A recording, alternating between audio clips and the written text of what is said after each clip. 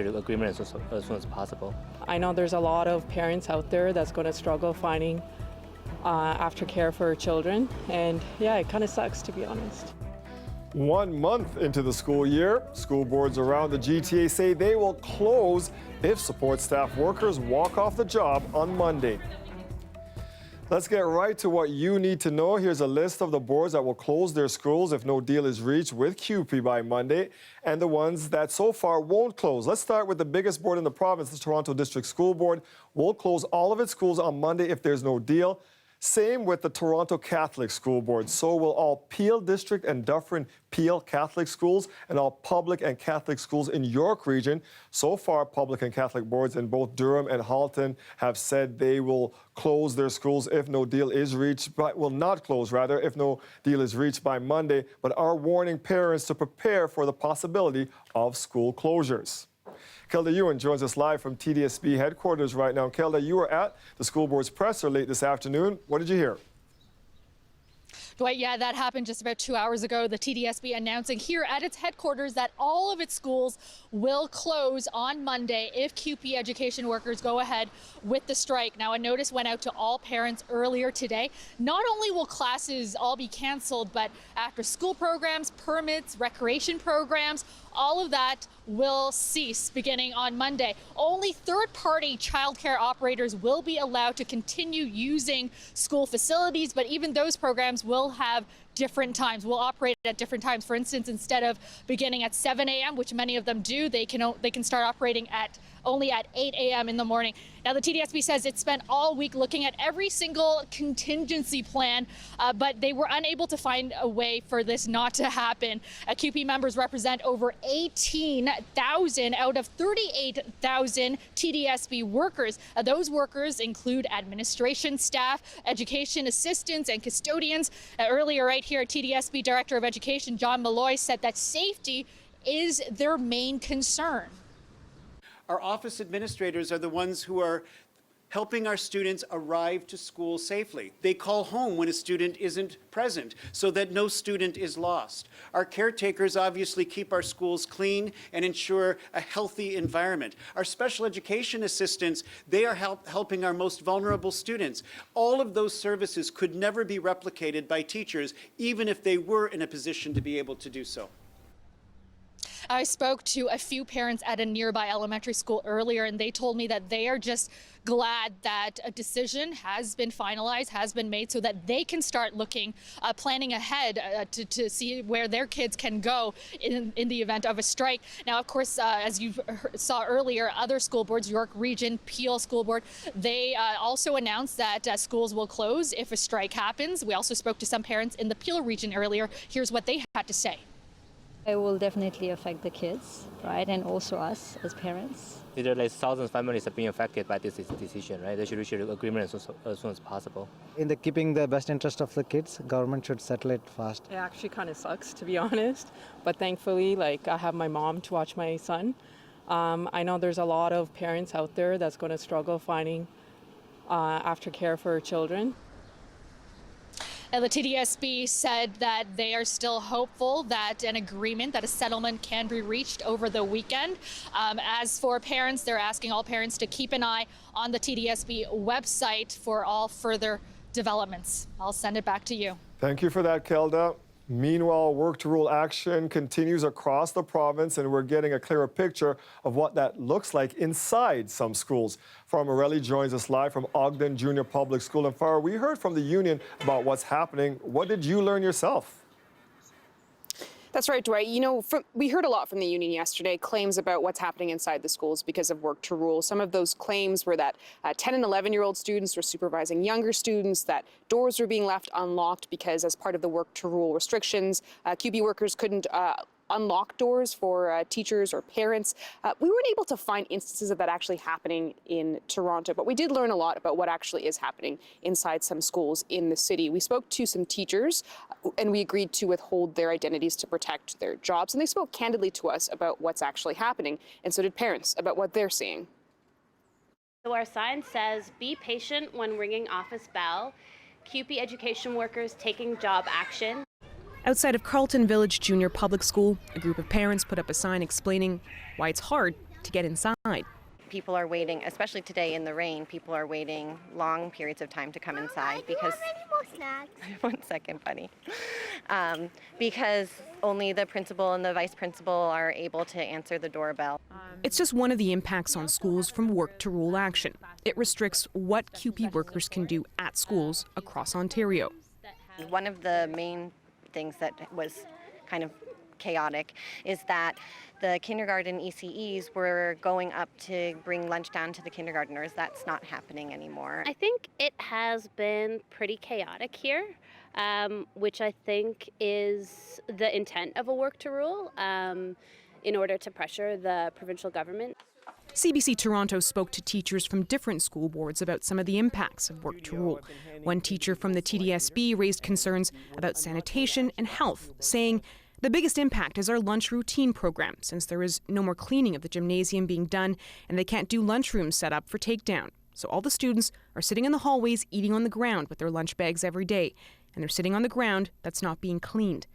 One of the other concerns, CUPE staff who work with children with disabilities. They assist with all the activities of daily living that the children do, with feeding and eating. The work to rule action has been hard for Charlotte Dobo's 8-year-old son, who has autism. Certainly in his behavior, I'm noticing that he's quite dysregulated already. A teacher with the York Regional School District who works with students with behavioral issues told CBC Toronto she's worried about the safety of her students and others, saying, "For my kids, they're very volatile. They can get angry in a second. It's best to have eyes on them and be within fairly close proximity to react. We need to have 2 to 3 people respond to a child when things escalate. We are being stretched pretty thin." Despite the concerns for children's safety and health, these parents say they support the work to rule action. The CUPE workers are essential for the well-running and maintenance of a school. They're the heart blood of it. If there is a strike, a full-on strike on Monday, then it would be a very significant disruption, all of which I truly believe is necessary to reverse these cuts and put the pressure on the government to negotiate a fair contract. Now, Dwight, negotiations between the province and CUPE workers are set to continue tomorrow and through the weekend if necessary. And just to give you some context, we did some digging, and over the past 10 years, the last time that there was province-wide CUPE job action was in 2015, but it never actually escalated to a strike. So that gives you a sense of just how unusual this whole position is. Thank you for that, Farah. Of course, we will keep you up to date on school closures and disruptions and the negotiations from now right through the weekend to Monday. All the latest information will be on our website, cbc.ca/Toronto, or on the CBC News app. It was a case that shocked the city. 7 students at an elite boys' private school charged with sexually assaulting other students. Today, 3 of them pleaded guilty. Alicia Son has the latest. Lawyers spilled out of youth court this morning after their clients pleaded guilty. The fact that they have stepped forward, that they have taken responsibility, is going to move this case towards closure and is going to prevent a trial on this. These kids were so young and they couldn't fully appreciate their behavior. According to the agreed statement of facts released today, that behavior refers to 3 different locker room assaults involving a broomstick. Rookie football players were held down by teammates and 2 victims were anally penetrated with the broom handle, while another student recorded it all on video. The teens were arrested and expelled. Almost a year later, here's where the case stands. Overall, 7 St. Mike students were charged with assault and sexual assault offenses. 1 teen had their charges withdrawn back in August after a prosecutor argued a conviction was unlikely. That's also when 2 other cases wrapped up. The Attorney General wouldn't publish the outcome, citing restrictions under the Youth Criminal Justice Act. There's 1 teen who has a hearing set later this month. But today saw the biggest development. 3 teens have each pleaded guilty to assault with a weapon and sexual assault with a weapon. One of them also pleaded guilty to an additional charge of distributing child pornography. When asked whether their clients had anything to say to the victims, the lawyers said, I'm not going to comment about that. Thank you, though. Thank you. I have no comment. A tentative sentencing hearing has been set for November 14th. Ali Chiasson, CBC News, Toronto. Tenants of a High Park building are being told they have just days to pack their things and leave, but some of them say they won't budge, arguing the evictions are against provincial rules. Lorena Redekop has their story. I'm in stress. Zoltan Torek has lived here since May, but he and everyone else in the building were told they have to leave. And now it's cold weather coming up, and I don't know what to do. He received no written notice, just verbal. He has a small room and shares a kitchen and bathroom. Okay. He has proof of paying his rent, $180 a week, even the ad he responded to. And I have money. I can pay a full month. Parkdale Community Legal Services is trying to help tenants and has seen the pressure firsthand from the building manager. Told me to get off their property and gave me a piece of paper suggesting that I was trespassing. There's a lot of money to be made here. I think the landlord is trying to get rid of sitting tenants. The owner sent a statement with multiple words underlined, saying Windsor House is a tourist home. Tourist homes operate like hotels. People who check into tourist homes, like people who check into hotels, are guests. They are not tenants.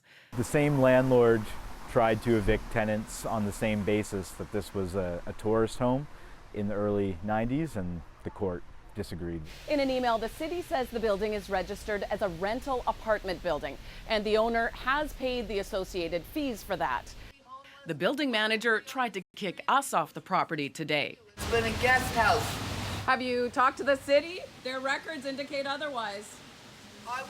What do you mean? This lawyer says that term tourist home doesn't fit what this building is.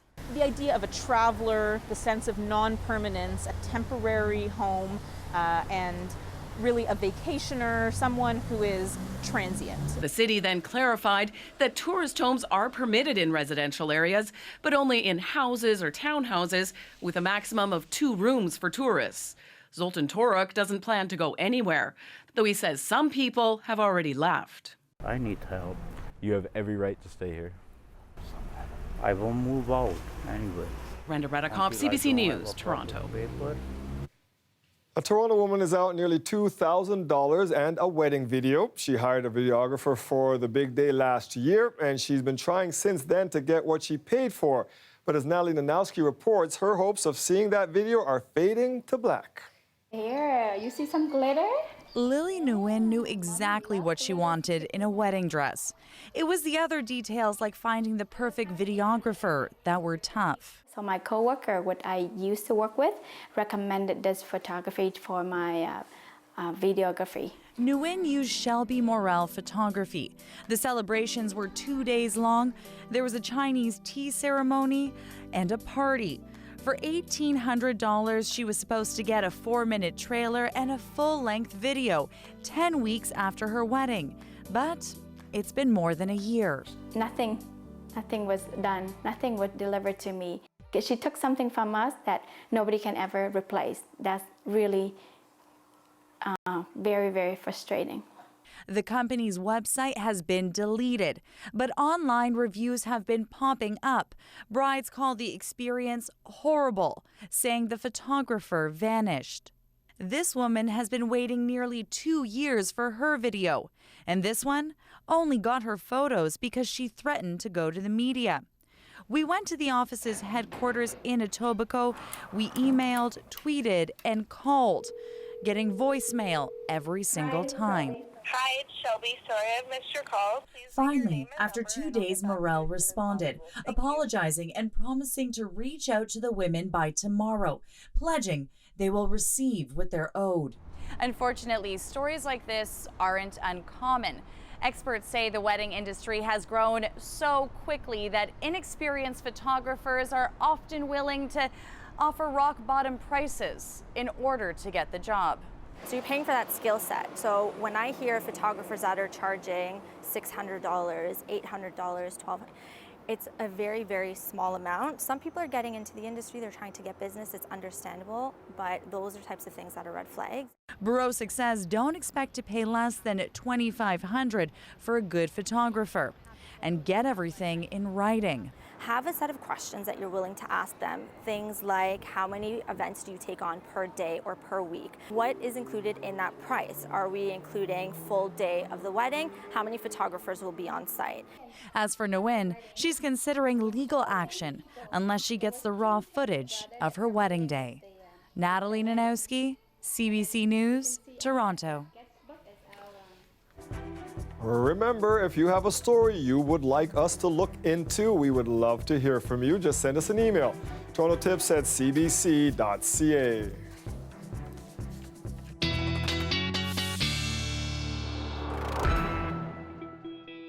Not wedding video kind of weather out there today, Colin. No, it really wasn't. And it's funny because there's someone who works here at CBC who's getting married tomorrow. Oh, and nice. Yes, came for a weather tour and has been asking me ever since, Andrew, good luck tomorrow, what the weather's going to be. And Friday will be the weather will be better for a wedding. So I'm very glad to be able to deliver that. We certainly can't right now when we've got temperatures like this, 12 degrees. That's the current reading. That's how warm it's been today, the warmest it's been. 10 in Oshawa, Markham 10, St. Catharines, this much better, 13 degrees there. I will tell you that we're not really picking up some of the precipitation that's out there. It's so light in nature that sometimes we have to tweak the radar to really see this. So there's still drizzle. There's some light showers being reported at Pearson down towards Toronto Island. We're seeing these showers and at least some drizzle over towards Hamilton, back towards London. So still some activity out there. And that kind of carries on off and on, somewhat scattered in nature and gets light at times, but that along with a bit of fog, some patches out there where you're going to have reduced visibility, carries on into the evening and the overnight hours, and then we get into a clearing trend for Friday. There'll be a few clouds, but mostly high pressure will be building in and delivering that sunshine. What it cannot deliver, though, are going to be warmer temperatures. We're still not seeing that for Friday, so 6 degrees overnight tonight, 13 degrees tomorrow afternoon. There is warmer air that's going to move in. Takes a few days. I'll show you in the 5-day forecast coming up, Dwight. Thank you, Colette. You're welcome.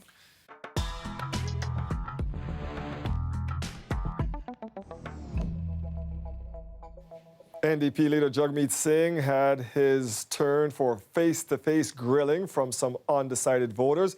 This week, Singh said an NDP government would spend $10 billion over the next 4 years to create 500,000 new childcare spaces in Canada. Toronto mother Laurenton Tony told Singh she's concerned about how the party would plan to pay for that. Where's the money going to come from to fix the childcare crisis? And it's a big concern for you, because I know it's a big concern for so many people that I meet. This is something, if you think it's worth doing, I really want to do it. Maybe tell me a little bit how important it is to you. Well, I'm a mom, and I'd love to have a second child, and I can't afford it. So this is a huge crisis that's plaguing moms in all over Canada. So how are you going to fix it? Yeah. Where is the money coming from? So I think, first of all, if it's something is a priority, we see governments get it done. Like, so last year... Well, where is the money coming from? Well, sorry to cut you off. No, not at all. I'll give you an example. So last year, the Liberal government chose to give $14 billion away to the wealthiest corporations to buy limos and corporate jets. But that's not relevant to my question. Sorry to cut you off again. Where is the money coming from, this $10 billion? Where is it coming from? So mine is coming from different choices. So we wouldn't choose to give billions to billionaires. We'd give it to childcare. We'd invest in childcare. The second thing we do is, so we have limited resources. We take it very seriously. We make better decisions. So one is we choose to give to people, not to billionaires. The second thing is we'd ask for more revenue. So the revenue that we're going to look at is the wealthiest in our country don't pay their fair share. There's $23 billion of offshore tax havens that we're going to clamp down on and use those investments in things like childcare. Okay. We're going to ask the super wealthy to pay a wealth tax. So those who have wealth of over $20 million, we're going to ask them to pay 1% on that. The PBO has said that would be a $70 billion investment in new revenue. So we're going to ask the wealthiest in Canada to help invest in these programs. Okay. So you want to create a universal childcare plan by 2030. You say within the first 4 years, you can create 500,000 spaces. It'll cost about $10 billion. However, in your plan, you also say that you are going to do this with the provinces. Are the provinces going to have to contribute to that plan? So what we're proposing is we put up our $10 billion and we work with provinces, and we have to work with them to deliver these programs. But what we're saying is we're committed to it. We're not going to back down. But does work with mean that they have to also pony up some money? They do have to contribute as well, for sure. Do you have a number for that? We're prepared to put in $10 billion, and we'll work with provinces to see what they're able to do. It's going to be different for each province, but we're ready to work with provinces because we believe childcare is essential. We need to have childcare. We need to make sure it's affordable. And we need it because it's going to make a massive difference in so many families' lives. What about provinces that already have affordable childcare, like Quebec, for instance? Would you give them the money anyway? How would it work? Yeah, so we'd have to figure that in. I mean, BC also has a pilot project that they're working on. So we'd recognize provinces that have taken steps or are taking steps, and that would factor into our investments. But we've got to acknowledge the provinces that have already done a lot. You can watch more of Jagmeet Singh's Face to Face tonight at 8 p.m. on CBC News Network, the CBC News app, or CBC Gem, or watch at 10 o'clock on The National right here on CBC Television. Louis C.K. held his first of 5 Toronto shows last night, 2 years after admitting to sexual misconduct. And our own Deanna Sumanak-Johnson was there. She'll give us her take on the night next. The weather update is brought to you by Train Extreme Conditions Testing. It's hard to stop a train, really hard. Train, the most reliable heating and cooling brand.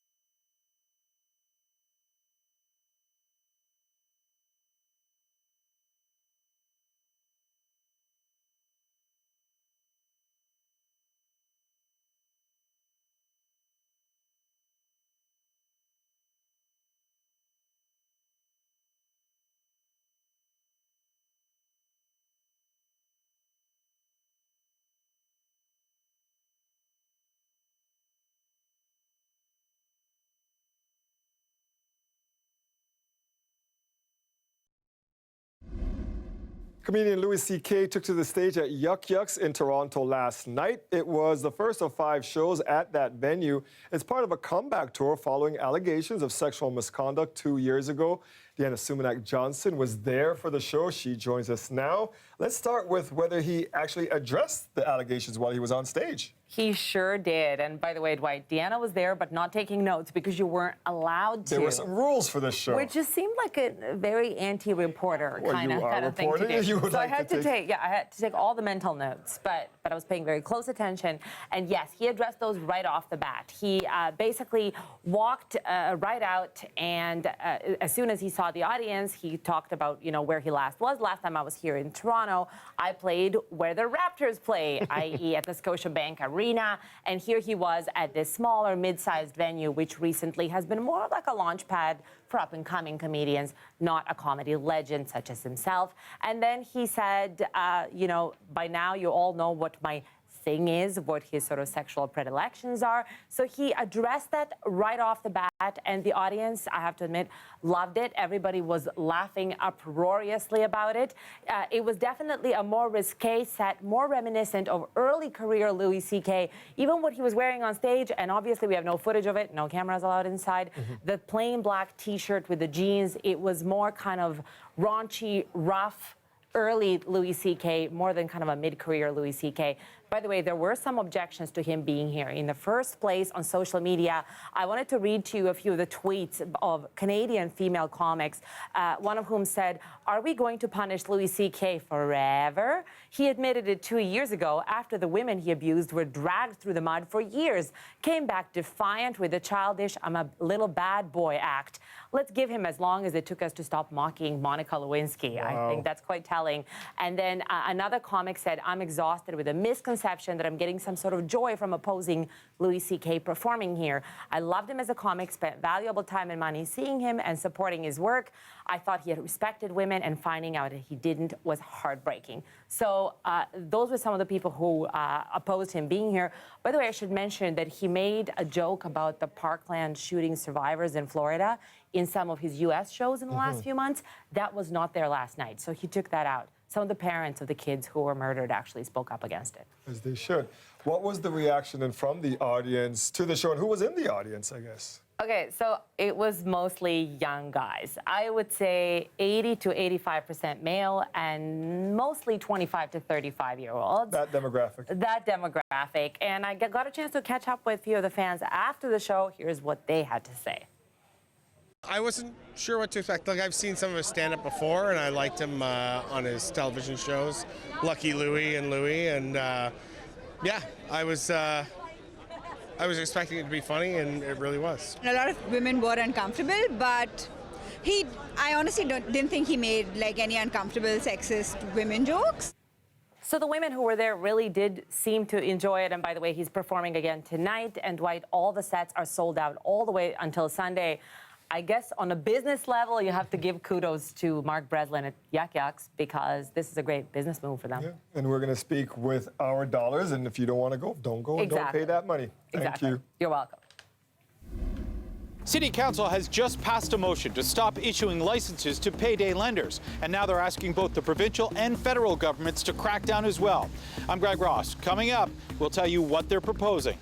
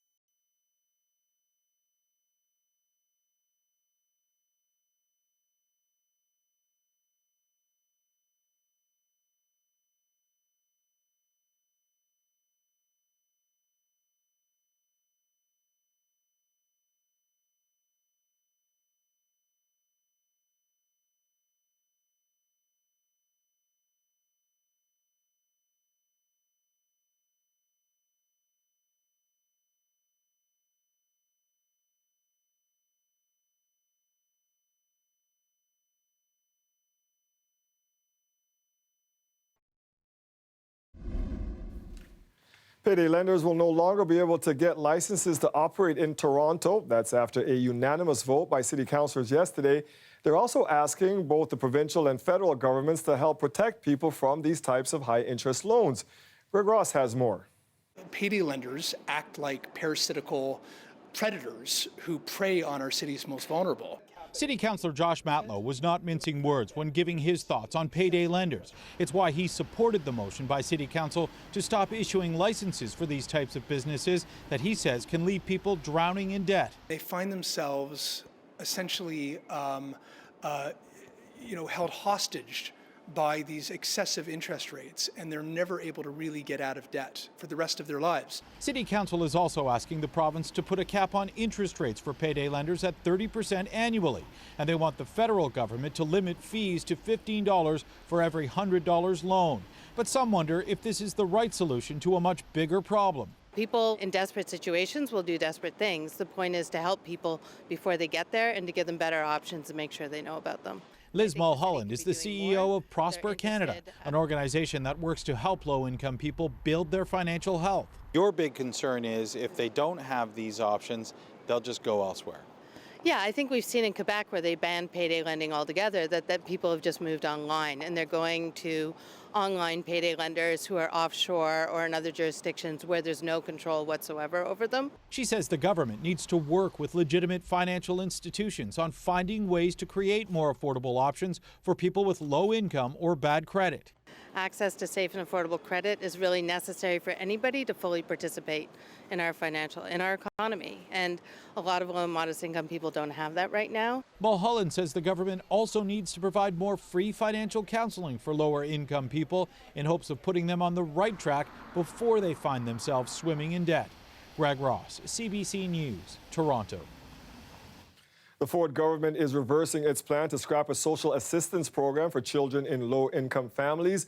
Our Queen's Park reporter Mike Crawler is at the legislature. So, Mike, break this program down for us.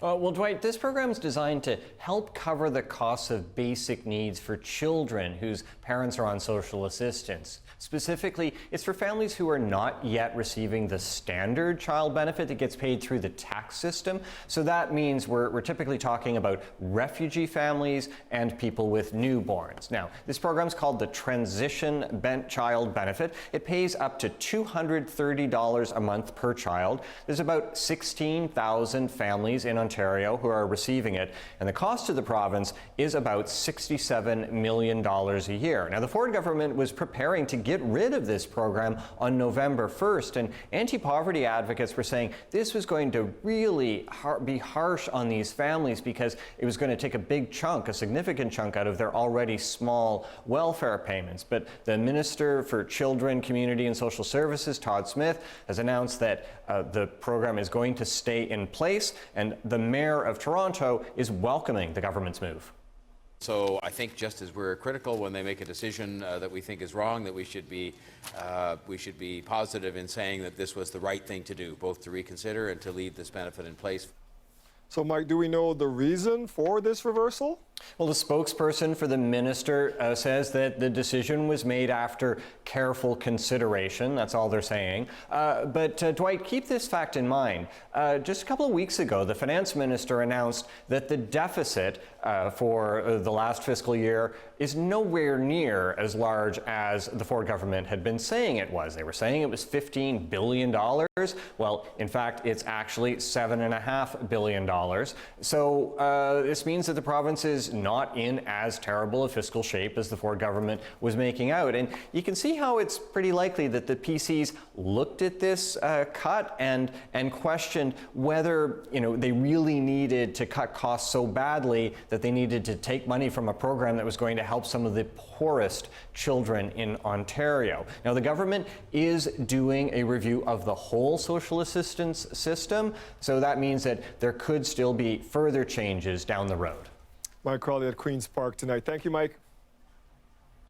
Two of the city's busiest hubs will be getting enhanced new security early next year. Pearson Airport and the Metro Toronto Convention Centre will be among the first places to test out a new system that can detect concealed weapons. The technology is called Hex Wave, and it's powered by artificial intelligence. Earlier today, I spoke to the CEO of Liberty Defense, the company that developed HexWave, about how it works. So, Dwight, the technology essentially creates a form of low energy radar energy that captures an image of a person walking through a potential detection zone. We take the image from that, the three-dimensional digital image of that, any kind of article that's on a person's body, and then we have it analyzed by a form of artificial intelligence. That artificial intelligence identifies whether or not the article of interest on a person as a threat or an anomaly, or it's not an issue at all. And then the person passes through that detection zone. So if I have a gun on my person, I'm hiding it, you're telling me I can walk past this technology and it can tell that I have a gun on me or I'm wearing a suicide vest, it can actually pick that up onto my clothing? Absolutely. That's the central to the whole issue here. It does metallic and non-metallic type systems. So what's central to that, because the range of threats that are occurring right now, you've got to be able to understand in real time what's occurring if someone's bringing a potential weapon into a facility. Well, how effective is this technology? Is it here and ready to go? Well, the technology's actually been in development by the Massachusetts Institute of Technology. One of the best schools on the planet. It is, absolutely. And so we are actually licensed that technology and we're commercializing it. So it's been under development with our organization since October of 2018. We're now moving it through a development cycle and early testing in early 2020. Hence some of the beta test partners we've announced. And we are here at the Metro Toronto Convention Center, which will be one of your beta test partners. What will it look like, say, in this environment? Will it be at the door? Like what will we see, or will we even notice it? Well, what the approach right now is each of the units is a standalone kiosk that can be paired to form a portal. Okay, so we'd have to enter through this. You're walking through for example, the vestibule here. Yes. You'd walk through it. Then if there's a detection event, then it interacts with the video management system or the command and control system or the door lock system of the facility to go ahead and secure the facility, alert the guard force so you can go ahead and take action and prevent a weapon from coming in. You know the issues with this kind of technology, always questions about privacy. Are there any privacy concerns with this technology? There really aren't. What we're doing here is we don't save any images of the object that are coming through. Essentially, we identify an image, and the artificial intelligence is the only thing that's actually looking at an image that gets analyzed. What then gets communicated is if whether or not there's a threat article on a person. So if it's not collecting an image, how then will the security team know who potentially has the weapon? So there's two different approaches here. Number one is an alert right at the device itself. Okay, so as I'm going through, bing, bing, bing, something's going on here. You get a red light, you're stepping aside. Security comes and says, hey, what's happening here? That's right.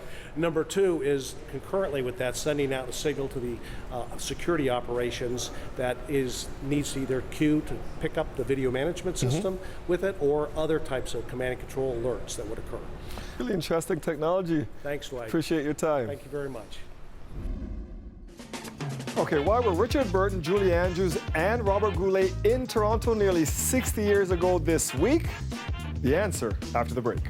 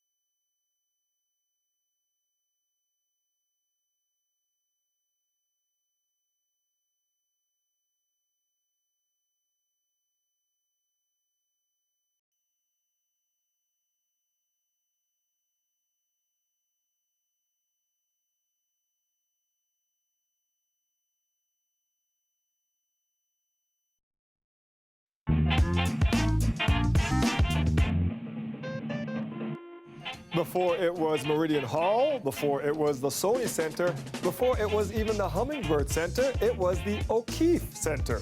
And it opened with a glitzy red carpet this week in 1960. It cost $12 million to build, entirely donated by private business, to be a non-profit enterprise designed to provide Torontonians with the finest place for the best of entertainment. The stars came out to front and young for opening night. The first production was the pre-Broadway premiere of Camelot, starring none other than Richard Burton, Julie Andrews, and Robert Goulet. You've had many opening nights before. They don't help you in assessing the job in front of you. Is it because this is the really big one? Well, I imagine this is about the biggest that I've ever had. And my stomach tells me that, too.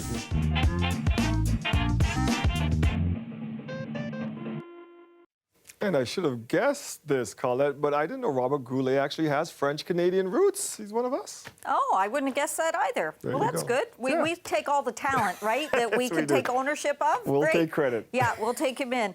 And my grandmother, bless her soul, lived to 100 years old, but has passed, and her favorite was Julie Andrews, and she loved her. So very, very cool that we started out there. Very, very cool in terms of where our temperatures are, except if I just slide over a little bit, you can see Windsor, 20 degrees, and that's actually, well, very near there. Point Pelee, 21.1, the hot spot for the entire country today. So yeah, they're benefiting from a little more warmth than what we're seeing here with the drizzle and with that northeasterly flow of our winds as well. And as I was mentioning earlier, some of that drizzle doesn't necessarily show up that well on the radar because the intensity is so light, but we do have lots of areas where we're still looking at some wet roadways and some wet conditions. And this is going to be carrying on kind of off and on into the evening hours, and then after midnight we'll begin to taper off more significantly, and eventually we'll get into a clearing trend as well. But in the meantime, not only some areas where you're going to be encountering the precipitation, but also a little bit of fog development. So we may have, if you happen to be a shift worker or someone for whatever reason needs to be out in the overnight hours, you may kind of encounter some areas with reduced visibility there due to some patchy fog. So the precipitation, it eventually is going to be waning as we get into Friday. Now, at times we may see a little more cloud cover towards the lakeshore than I thought, but mostly we're going to get into sunshine here for Friday as high pressure is going to build in. But the northerly wind will carry on. It'll be a little bit cool in terms of the temperatures, but also that wind will feel a little bit chilly as well. The next system is going to be moving in. It should hold off, though, until Sunday. So Friday and Saturday looking pretty good in terms of our sky conditions. Overnight tonight, this is what we're looking at. Some cool numbers here. Most of us with a low around 6 degrees. Tomorrow afternoon, struggling to 13 degrees. 17 is closer to where we should be. That'd be seasonal for this time of year. Saturday, slightly warmer, but Sunday, we'll take the rain showers with it, Dwight, but we get into the warmer air, too. And we get to catch up to Windsor. Thank you, Colette. Yeah, finally. For the first time ever, people under the age of 35 make up the largest voting bloc in the federal election. So, 1 week tonight, CBC Toronto is bringing together a group of young voters to discuss why it's important that they exercise their enormous power in this election. I'll host this important discussion at the Mars Discovery District. You can find details on how to attend on our CBC Toronto Facebook page. We'll also be streaming the discussion on Twitter and Facebook, and you can join in the conversation there. Ever wanted to dress like the characters on your favorite show, say like Schitt's Creek? Well, now you can. Where to find the authentic attire here in Toronto coming up. Plus, I'm going to be your wife now, your only wife. You can't feed us both. Well then, my father's waiting to talk to you.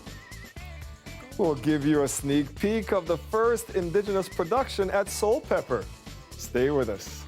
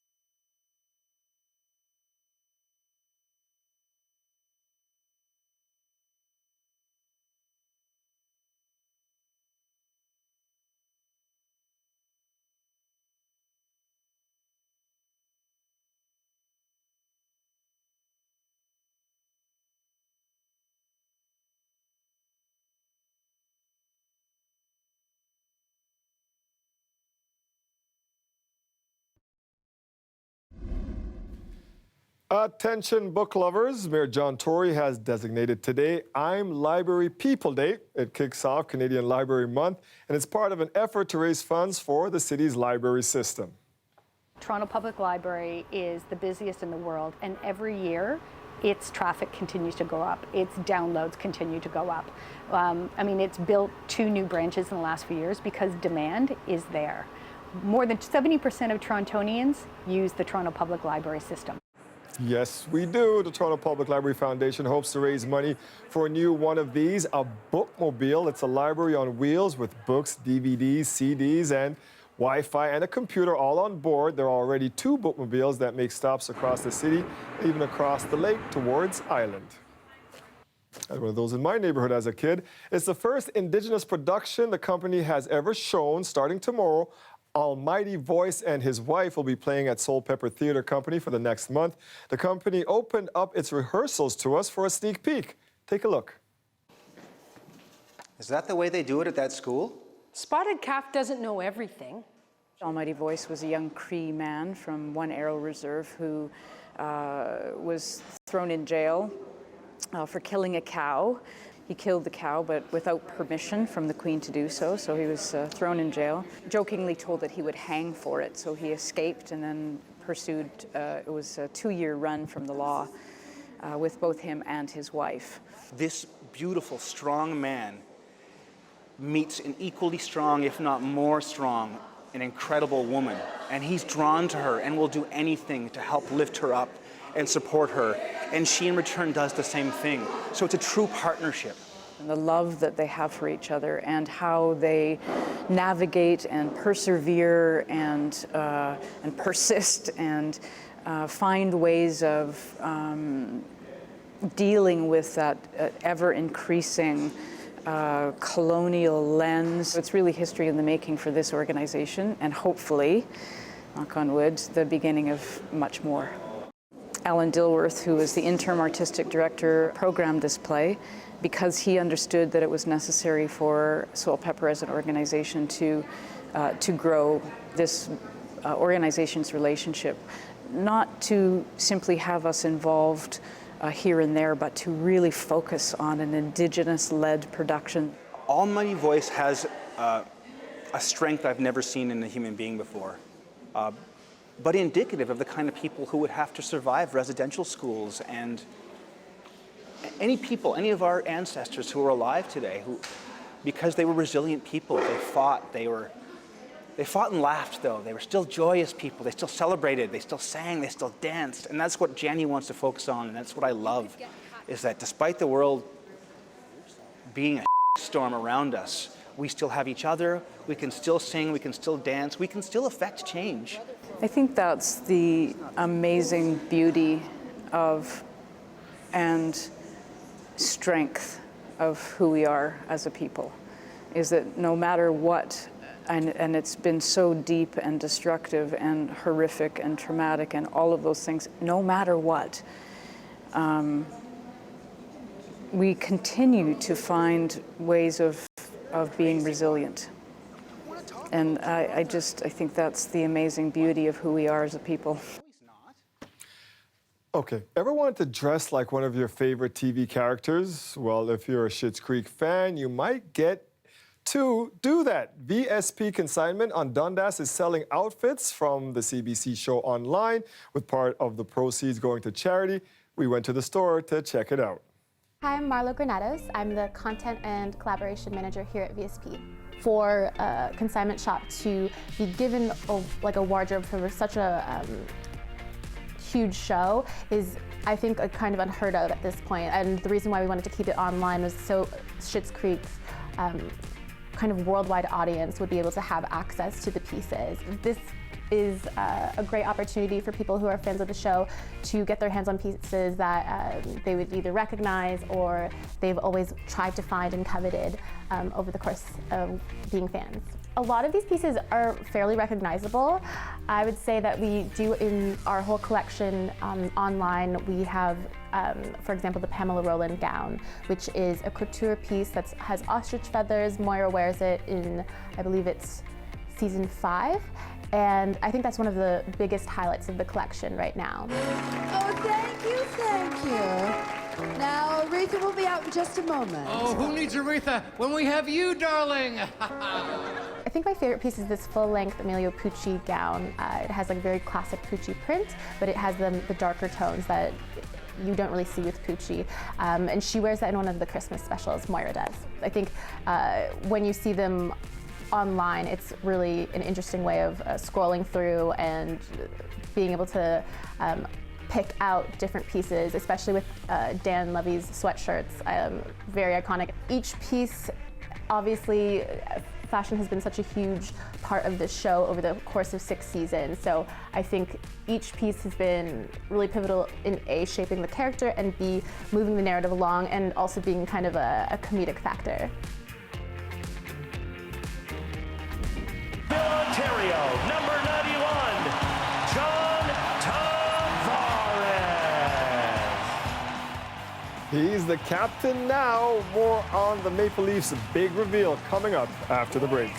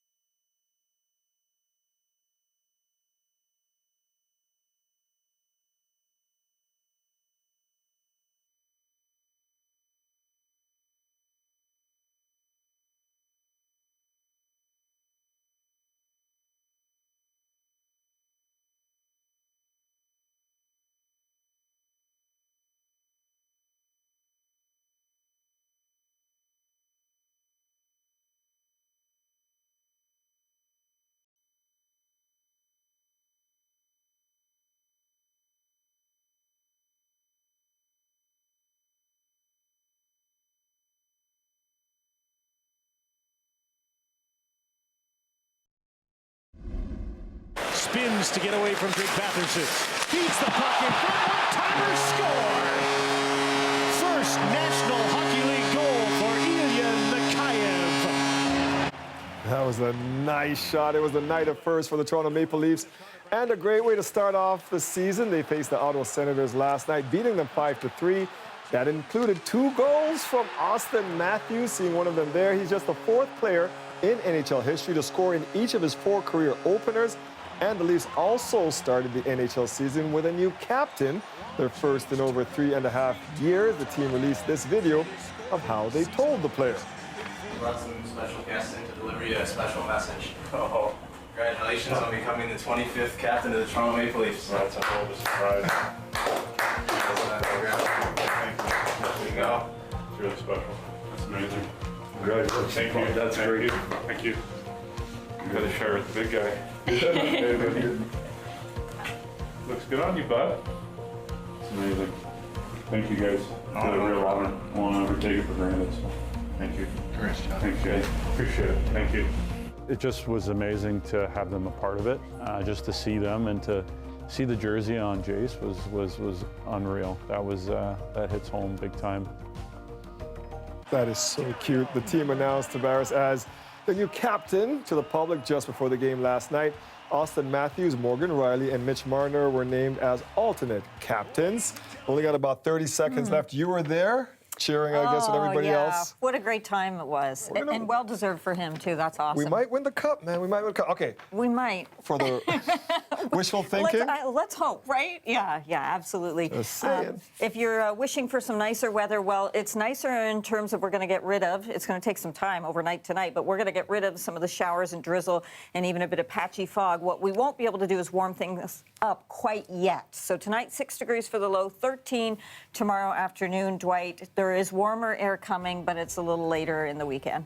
Hockey season, hockey weather. That's it for us tonight.